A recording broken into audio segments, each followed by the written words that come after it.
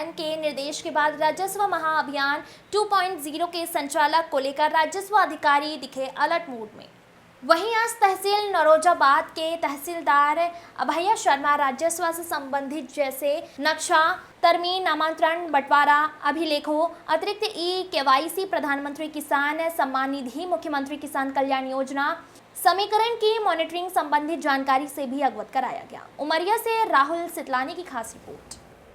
Poster लगा हुआ है मध्य प्रदेश शासन के यशस्वी मुख्यमंत्री महोदय के द्वारा राजस्व महाअभियान 2.0 राजस्व महाअभियान 1 की सफलता के बाद प्रारंभ किया गया है। इसकी तिथि निर्धारित की गई है 18 जुलाई से 31 अगस्त तक। इस महाअभियान के अंतर्गत नामांतरण, बंटवारा, सीमांकन, नक्शा, तरमीम, समग्री, KYC, फार्मर रजिस्ट्री, ये सभी इस बिंदु लिए गए हैं। इस राजस्व महाअभियान में मेरी सभी शहरवासी और नौरोजाबाद के ग्रामीण क्षेत्रों की जनता से यही अपील है कि आप लोग अपने जो मृत खातेदार हो गए हैं, आपके खातों में यदि कोई फौती नामांतरण नहीं हुई है तो आप लोग अपने आवेदन संबंधित पटवारी को दे सकते हैं। यदि पटवारी के पास अगर आप नहीं पहुंच पा रहे हैं, नहीं उपलब्धता हो पा रही, तो आप संबंधित तहसील में यहाँ पर आके आप अपने आवेदन प्रस्तुत कर सकते हैं। इसके साथ साथ आप बंटवारे के आवेदन भी आप यहाँ इस महाअभियान अंतर्गत प्रस्तुत कर सकते हैं। जैसा कि आप लोग देख पा रहे हैं कि सीमांकन भी इस अभियान के अंतर्गत लिया गया है, तो इसमें सीमांकन भी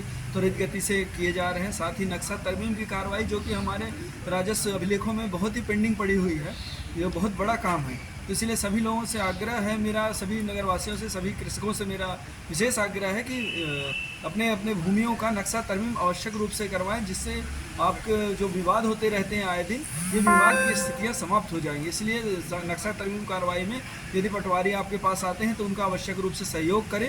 अपनी भूमि बताएं कि हमारा इस तरफ हिस्सा है या फिर उस तरफ हिस्सा है, सभी लोग उपलब्ध रहें वहाँ पर, जिससे नक्शा तरमीम की कार्रवाई बिना किसी विवाद के हो सके और भविष्य में आने वाले विवादों को भी जिससे समाप्त किया जा सके।